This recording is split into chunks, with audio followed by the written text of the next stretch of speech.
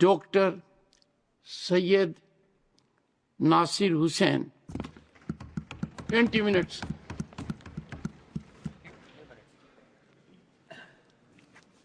Chairman sir, मैं आभारी हूं, आपने मुझे महत्वपूर्ण बिल पे बात करने का मौका दिया और मेरी पार्टी और आप मिलके मुझे जेपीसी का सदस्य भी बनाया था। कल लोकसभा में जितनी भी बहस हो रही थी मैं बड़े गौर से सुन रहा था। हमारे ऑनरेबल मिनिस्टर किरण रिजिजू जी ने काफी बातें वहां पे रखी, आज भी यहाँ पे रखी। कल हमारे देश के गृह मंत्री भी वहां पे काफी बात रखी। उन्होंने कहा कि ये बिल 2025 का नहीं आता अगर 1995 का एक्ट और 2013 के अमेंडमेंट्स नहीं आते।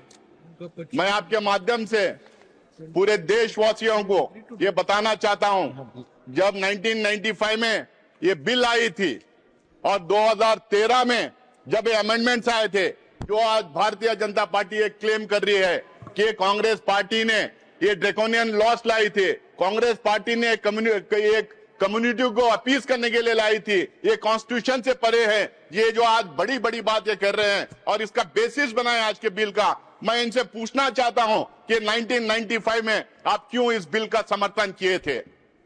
1995 में अद्वानी साहब यहां पे थे, मुरली मनोहर जोशी जी थे, सुषमा स्वराज जी थे, अरुण जेटली जी थे, राजनाथ सिंह जी थे, सारे के सारे कंसेंसस के साथ 1995 का वक्फ बिल पास किया था। 2013 में जब ये अमेंडमेंट्स आए थे, जब भी कंसेंसस से पास किया गया था। 1995 में लोकसभा में भारतीय जनता पार्टी की तरफ से बंडारू दत्तात्रेय जी ने अपनी बात रखी थी और राज्यसभा में सिकंदर बख्श जी ने अपनी बात रखी थी। अपनी बात रखने के टाइम पे दोनों भी इस बिल का पूरा समर्थन किया था। उसके बाद में लोकसभा में भी उसके बाद में इनके 2009 के मैनिफेस्टो में भारतीय जनता पार्टी ये कहती है कि हम रहमान खान कमेटी रिपोर्ट को एग्जामिन करके हम उसको इंप्लीमेंट करने का काम करेंगे।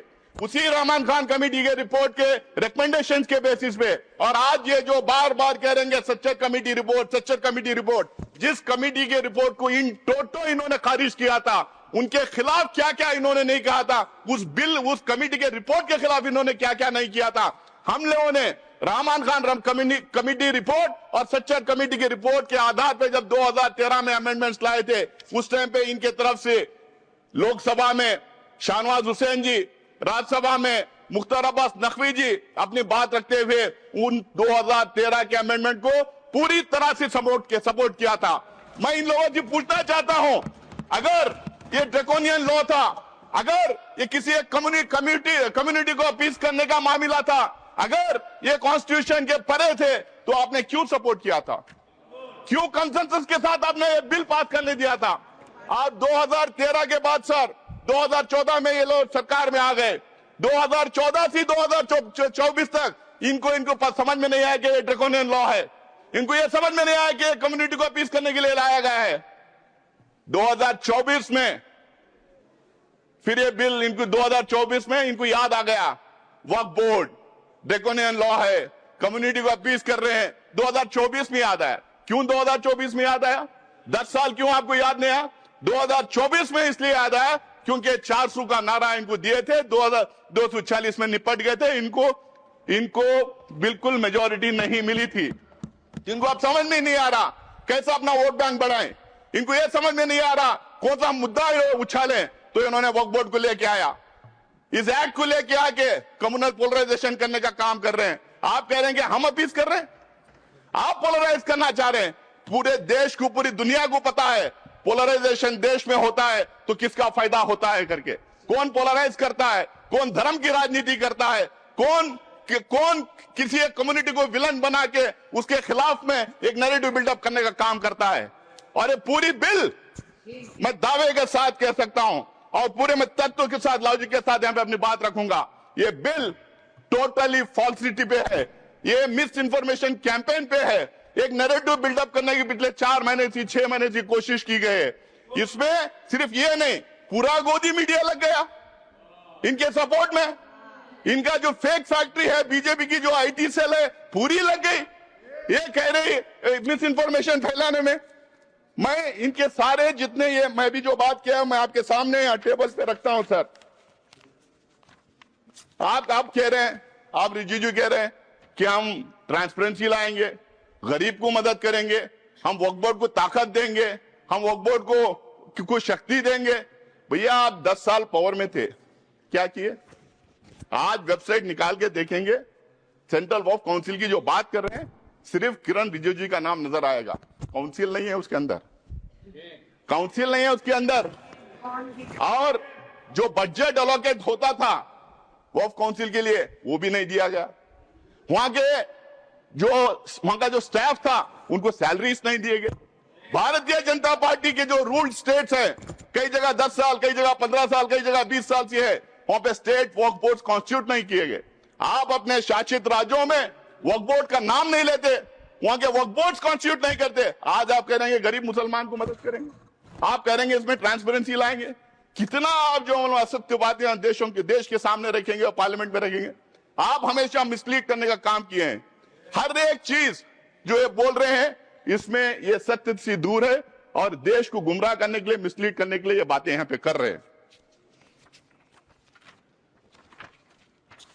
सर, किरण रिजिजू जेपीसी की बात की, कल जगदम्बिका पाल साहब जेपीसी की बात की, बहुत सारे भारतीय जनता पार्टी के नेताओं ने जेपीसी की बात की।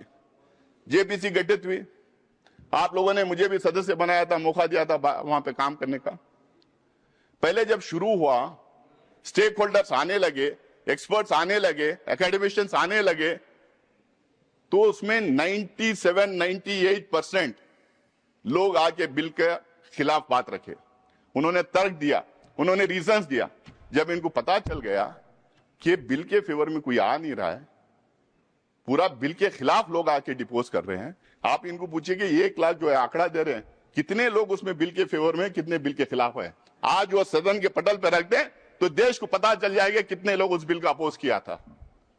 जब इनको पता चला तो मुझे लगता है कि पहली बार किसी जेपीसी में नॉन स्टेक होल्डर्स को बुलाया गया।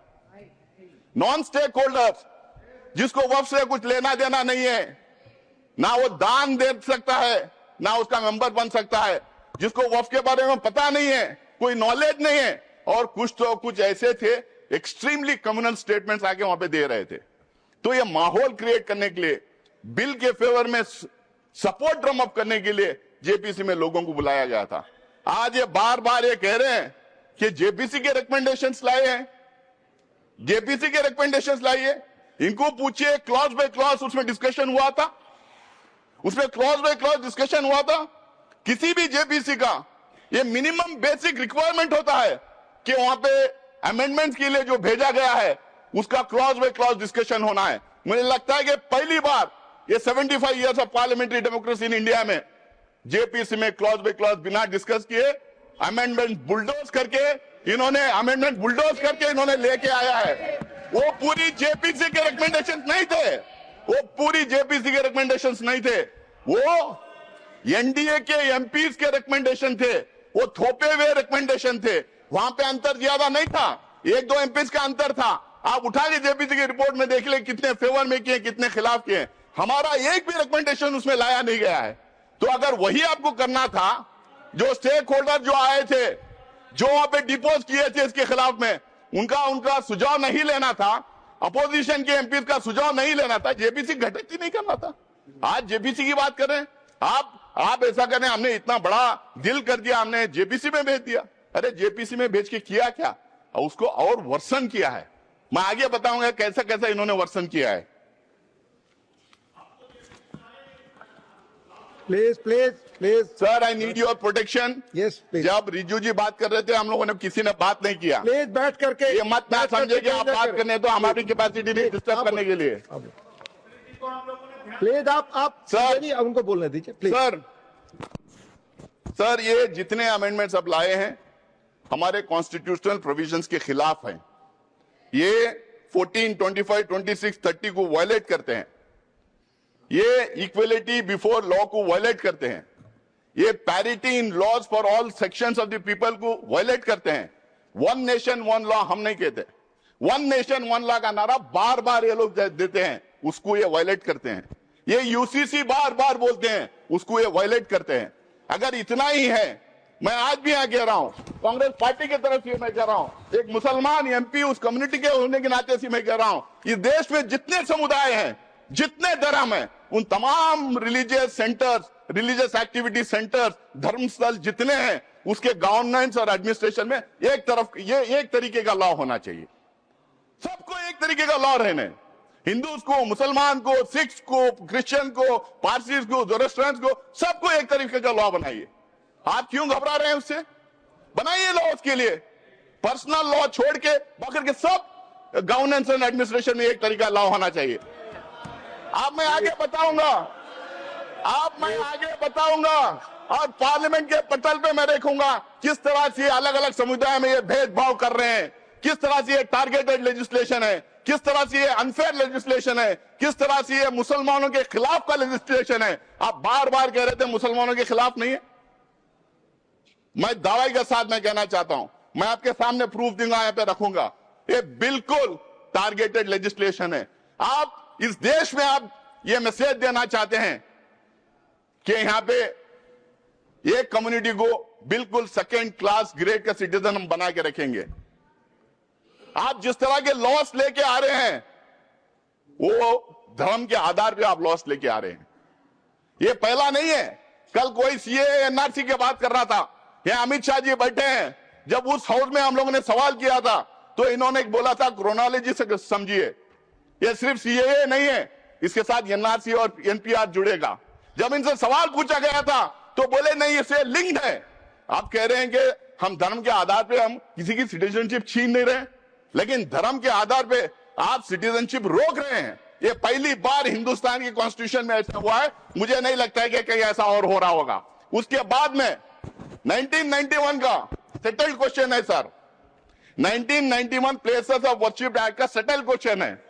उसमें इनके लोग हाई कोर्ट में चले जाते हैं, सुप्रीम कोर्ट में चले जाते हैं उसके खिलाफ। इनके पार्टी के ऑफिस बेयरर्स पिटीशन फाइल करते हैं 1991 प्लेसेस ऑफ वर्शिप एक्ट के खिलाफ में, और मंदिरों के नीचे मस्जिदें ढूंढने का काम करते हैं। आज अगर हमारे देश में हम खोदना शुरू कर देंगे, इतिहास में पीछे चले जाएं, तो किसके नीचे क्या क्या मिलेगा किसको पता है। हम इतिहास को खोदना नहीं चाहिए। बाकी के सारे देश आगे बढ़ने का काम कर रहे हैं, तो हमें इतिहास में जाके खोदने का काम शुरू किए। यहां पे भी उसका प्रोविजन कर दिए। आज किरण रिजिजू जी आप यहां कह रहे थे, भाई हम लोगों ने,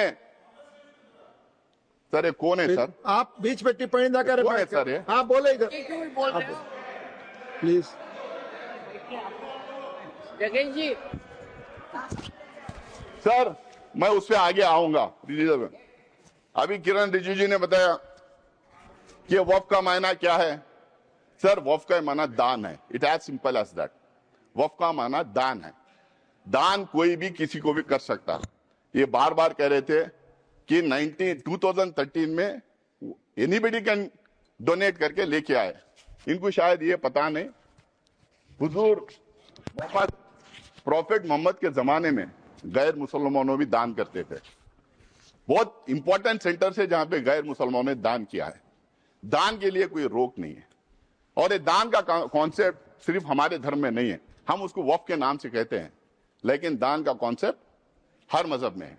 हिंदूज में है, सिख्स में है, क्रिश्चियंस में, दुनिया के हर मजहब में दान का कॉन्सेप्ट है।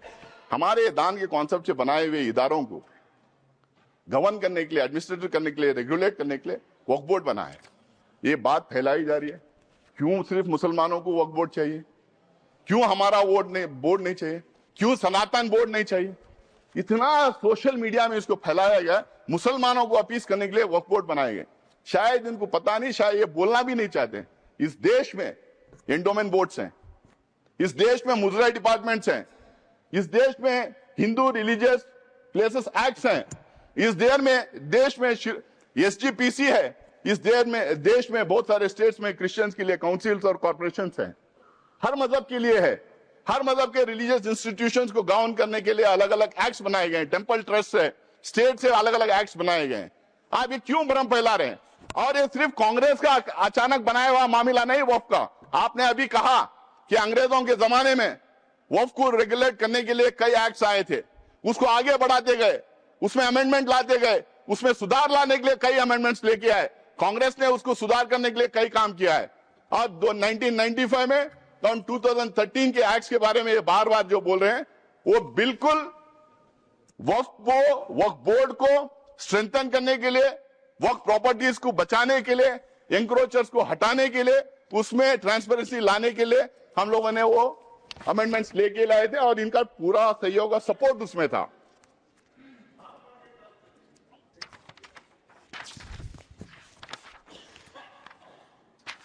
सर, इसमें बार बार ये कहा जा रहा, आज भी ये कह रहे हैं कि वक्फ बोर्ड, ये सबसे बड़ा एलिगेशन वक्फ बोर्ड के खिलाफ है सर, और ये सबसे बड़ा मिस इन्फॉर्मेशन फैलाया गया है। आज भी यहां पे बोल रहे थे कि वक्फ बोर्ड कोई भी जमीन को अपनी जमीन डिक्लेयर कर सकती है। क्या हिंदुस्तान में लॉ नहीं है? क्या रेवेन्यू रूल्स नहीं है? क्या प्रॉपर्टी रूल्स नहीं? मतलब कहीं पे भी हम टवल डाल दें और हमारी बना लें? हम ट्रेनों में पढ़ते, हम ट्रेनों में चलते हैं, ट्रेनों में नमाज पढ़ते हैं, फ्लाइट्स में नमाज पढ़ते हैं, तो नमाज पढ़ ले तो क्या ट्रेन हमारी हो गई? क्या फ्लाइट हमारी हो गई? क्या वक्फ में उसको लिखवा दें? वक्फ को जो पावर दिया था, अगर वक्फ बोर्ड के सामने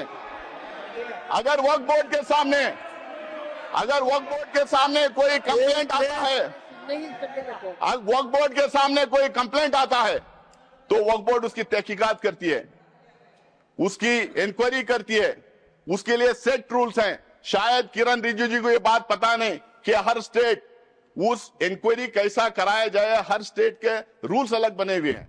मैं वक्फ बोर्ड का मेंबर पिछले 6 साल से हूं सर, कर्नाटका में 6, अब 7वां साल कंप्लीट कर रहा हूं। तो वहां पे ये पूरा आपको इंक्वायरी, तो बोले प्लीज प्लीज।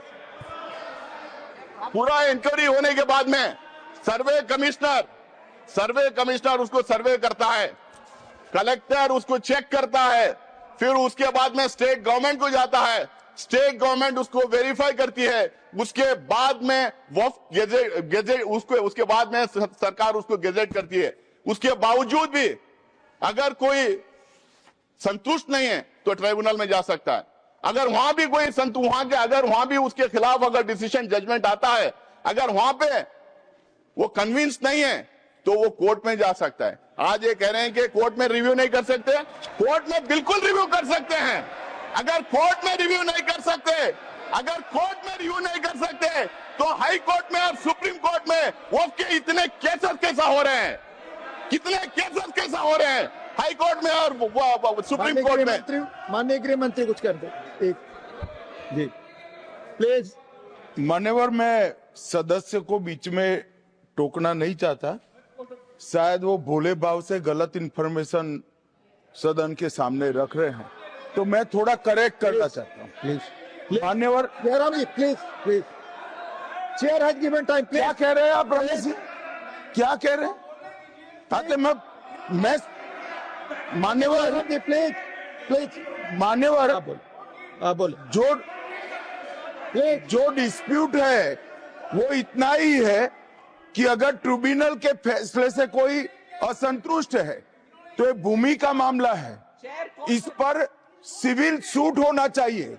सिविल सूट में अधिकारों के बहुत वाइड रेंज होती है। इन्होंने इस पर अपील का प्रोविजन 2013 के कानून में रखा ही नहीं है, तो रीट के कार्य क्षेत्र में हाईकोर्ट के सामने जाता है। रीट का कार्य क्षेत्र बहुत संकरा होता है, तो जो ट्रिब्यूनल का फैसला होता है वो फाइनल होने के चांसेस 99% हो जाते हैं। जिनकी भूमि है इसका अधिकार जाता रहता है। मान्यवर, एक गलतफहमी फैला रहे हैं। प्लीज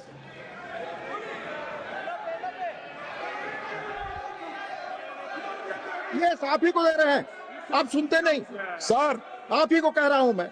सॉरी, अब शुरू की। देखिए साहब, वो बात कर रहे हैं और हमने रिजू जी साहब का तो बहुत शांति के साथ सुना और रात में भी कल आपका भाषण वहां पर भी टीवी में पूरा सुना। कम से कम वो जो उन्होंने तैयारी करके लाए हैं, उन्होंने भी पढ़ के आए, वो तो कोई ऐसे वैसे बात नहीं कर रहे। इसके ऊपर गंभीरता से अध्ययन करके वो आए हैं। उनका फ्लो बीच में चले जाता, विचार चले जाता। तो इसलिए मैं आपसे कृपा करके विनती करता हूं, उधर के लोगों को टोकना बंद करने के लिए कहो। जो कुछ कहना है वो अपनी बात उत्तर में कहे। मैं यही चाहता हूं। अब उनको कंट्रोल करिए। Doctor Syed Naseer Hussain, please please. Sir, tribunal के बारे में इन्होंने कहा, रिजू जी ने, कि 2 थे, उन्होंने 1 बढ़ा दिया। 2013 में भी 3 ही थे। 2013 में भी 3 ही थे। 2013 में भी इस्लामिक स्कॉलर डोमेन एक्सपर्ट थे। बल्कि इन्होंने अभी कर दिया कि रिटायरिंग या सर्विंग। पहले हम लोगों ने सर्विंग जज को रखते थे। भ्रम में फैलाया जा रहा था कि वक्फ का ट्रिब्यूनल है, वक्फ कॉन्स्टिट्यूट करती है, लेकिन स्टेट गवर्नमेंट कॉन्स्टिट्यूट करता है, वक्फ बोर्ड नहीं कॉन्स्टिट्यूट करती है। ये भ्रम फैलाया जा रहा है। सर, इन्होंने एक नया प्रोविजन लाया, बोला कि सिर्फ मुसलमान दान कर सकता है। और दूसरी बात इन्होंने बोला कि 5 साल का प्रैक्टिसिंग होना। अब ये तो था पहले, जेपीसी को जाके आने के बाद अब ये कह रहे हैं कि उसको डेमोन्स्ट्रेट करना चाहिए। पहले तो प्रधानमंत्री कहते थे कि हम कपड़ों से पहचान लेते हैं। आप कैसा पहचानेंगे? हम कैसा डेमोन्स्ट्रेट करेंगे? कौन से कपड़े पहनना पड़ेगा? मैं टोपी पहन के जाऊं या दाढ़ी लगा के जाऊं, या कोई मेरे घर में सीसीटीवी कैमरा लगा के देखेगा मैं नमाज पढ़ रहा हूं या नहीं पढ़ रहा हूं? मस्जिदों में सीसीटीवी कैमरा लगाएगा, या और कोई तरीका होगा कि 5 साल प्रैक्टिसिंग मुस्लिम है या नहीं पता करने के लिए? या नहीं कोई? रिजू जी से मैं पूछना चाह रहा हूं, क्या एक दूसरा डिपार्टमेंट खोलेंगे कि ये आइडेंटिफाई करने के लिए प्रैक्टिसिंग मुस्लिम है या नहीं? और वो जो सर्टिफिकेट देंगे उसपे भी मोदी जी का ठप्पा रहेगा कि ये मुसलमान है या नहीं करके बोल के। हाँ, मोदी जी की फोटो भी लगा देंगे उस सर्टिफिकेट पे। Sir, Waqf by user, sir Waqf by user की बात, तो सबसे बड़ा मार जो इस बिल में ला रहे हैं वक्फ बाय यूजर। क्यों ये ला रहे हैं सबको पता है। इनकी सारी की सारी जो है निगाह संपत्ति पे है, जमीन पे है, लैंड पे है। धारावी पे में किसको दिया है उन्होंने? करोड़ों के भाव पे किसको दिया? कल मैं टीवी डिबेट पे था, एक जेपीसी की मेंबर थी इनकी मेरे साथ में, वो कह रही थी कि हम लैंड मोनेटाइज करेंगे। तो समझ में आ गया, मोनेटाइज करके किसको देंगे? तो वक्फ बाय यूजर का मतलब क्या है सर? इस देश में, हमारा देश प्राचीन देश है, इस देश में अलग अलग टाइम अलग अलग धर्म के स्थल बने हुए। हमारे देश में इतने किंगडम्स थे, राष्ट्रकूटा से लेके मौर्य से लेके चेरास, कदम्बास, विजयनगर एम्पायर, अशोका सम्राट का पता नहीं क्या कितने थे, बादशाहें थे, ब्रिटिश गवर्नमेंट थी। यहाँ पे सिर्फ मस्जिद मंदिर की बात, सिर्फ मस्जिद की बात नहीं सर, इस देश में बहुत खूबसूरत मंदिरें बने, जबरदस्त मोन्यूमेंट्स हैं देखने के लायक, गुरुद्वारा हैं, चर्चेस हैं, मस्जिद हैं। अगर आप 400, 500, 600 साल पुराने इमारतों के कागज पूछेंगे, तांबे में, पीतल में जहां लिखा था, कहां से ढूंढ के लाएंगे? उसका प्रूफ सिर्फ ये है, ये हर समुदाय के लिए सही है कि those properties, those institutions exist even today and they are in long usage. That is the proof of that being in waqf.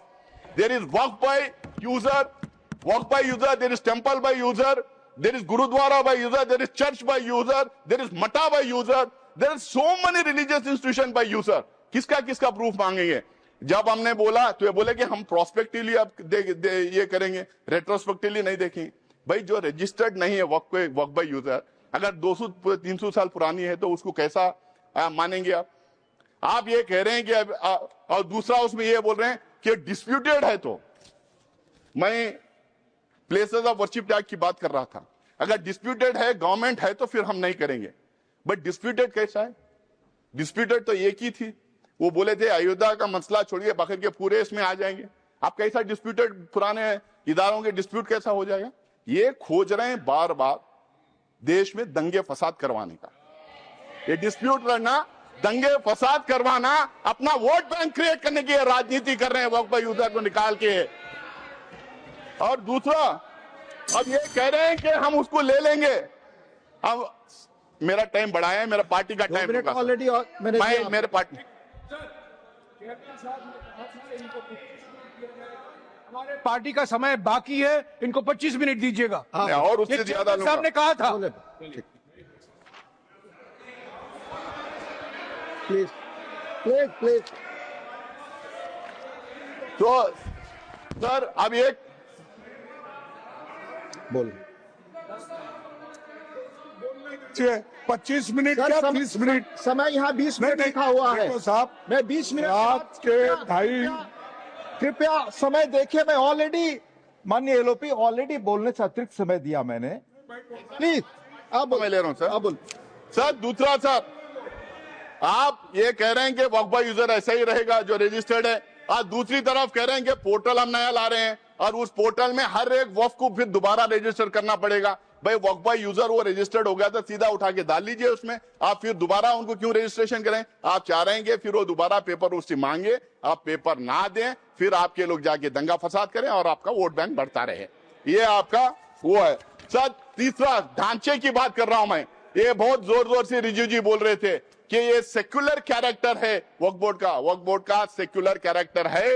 Waqf board सिर्फ एडमिनिस्ट्रेशन और गवर्नेंस नहीं देखती है, वक्फ बोर्ड रिलीजियस अफेयर्स में भी दखलंदाज करती है, रिलीजियस अफेयर्स भी देखती है।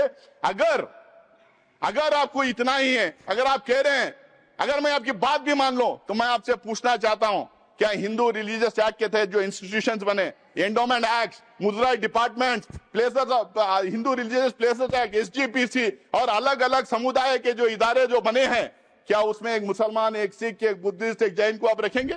क्या मुझे रखेंगे आप उसमें? आप मुझे रखेंगे आप उसमें? ये बिल्कुल मेरे राइट के खिलाफ है। जो कॉन्स्टिट्यूशन मुझे जो राइट देता है उसके खिलाफ है, और इसको लेके काफी जजमेंट भी है।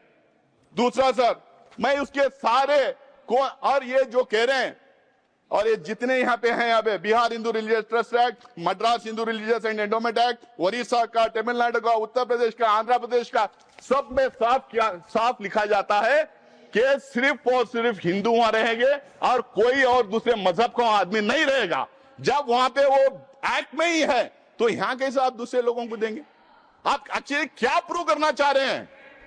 आप लाके क्या हमारे ऊपर भरोसा नहीं? क्या हम काबिल नहीं अब हमारे इंस्टीट्यूशंस को चलाने के लिए? आप हम लोग को सेकेंड ग्रेड सिटीजन बनाना चाह रहे हैं? हमारे ऊपर स्पाइंग करना चाह रहे हैं आप?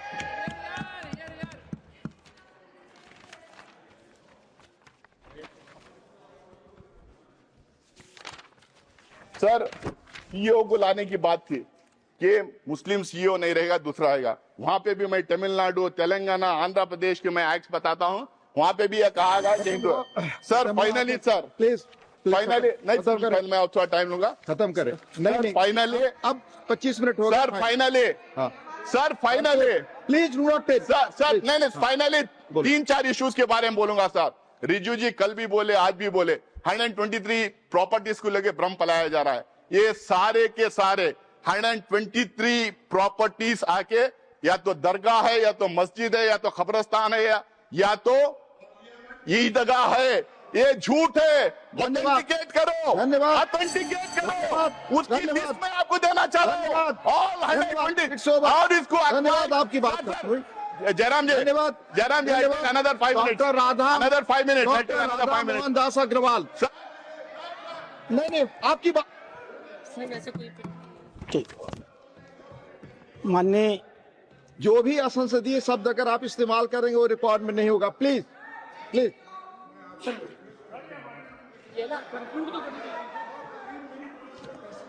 जी हाँ, यहाँ जो लिखा हुआ 20 मिनट 20 से 25 हुआ, आपकी पार्टी का समय जाएगा, आपकी पार्टी का समय जाएगा। बोले आप 2 मिनट पार्टी के समय में दे दो, 2 मिनट में और खत्म करें। देखिए साहब, मैं बोल रहा हूँ 2 मिनट में खत्म पार्टी करें। के समय में 3 मिनट, 2 मिनट में और खत्म करें। सर ये 123 एकर्स, 123 प्रॉपर्टीज जो बिल्कुल रिलीजियस प्रॉपर्टीज है। ये लुटियंस दिल्ली जब बना रहे थे, न्यू दिल्ली जब बना रहे थे 1910 में, अंग्रेज गवर्नमेंट ने पूरा का पूरा ये एरिया अक्वायर किया था। जब मुसलमान जाके उनके मिले, वो बोले कि ये 123 प्रॉपर्टीज वक्फ के पास ही रहेंगे, पोजीशन उनके पास ही रहेगा, बट गवर्नमेंट का नाम रहेगा जब तक ये सिटी नहीं बन जाती। बनने के बाद उन्होंने दोबारा वापस उसको वक्फ को दिया था। आज भी, जब से लेके आज भी 123 प्रॉपर्टीज ये पोजीशन वक्फ में ही है, बिल्कुल वक्फ में ही है। और जब 2013 में गवर्नमेंट 2013 में जब इसको डी नोटिफाई करने की बात आई, सरकार ने हाई कोर्ट ने सरकार को बोला था कि आप जल्द से जल्द इसका रिजॉल्व करो। तो जल्द से जल्द रिजॉल्व करने के चक्कर में उस टाइम पे डी नोटिफाई किए। आज इन्होंने 1 मैन कमीशन बनाया था, उसका रिपोर्ट सबके सामने क्यों ना रख देते, उसको पारी कर दिया। 2 मैन कमीशन बनाया था, उसका रिपोर्ट रख दीजिए लोगों के सामने, आपको पता चल जाएगा वो प्रॉपर्टीज हैं या ना है।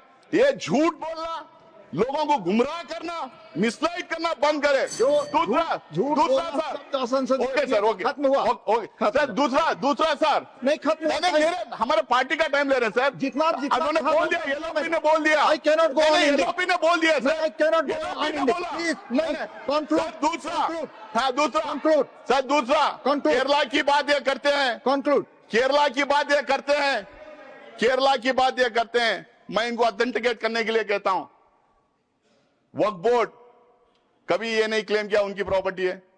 कोर्ट ने 2 टाइम ये डिक्लेयर किया वक्फ प्रॉपर्टी है।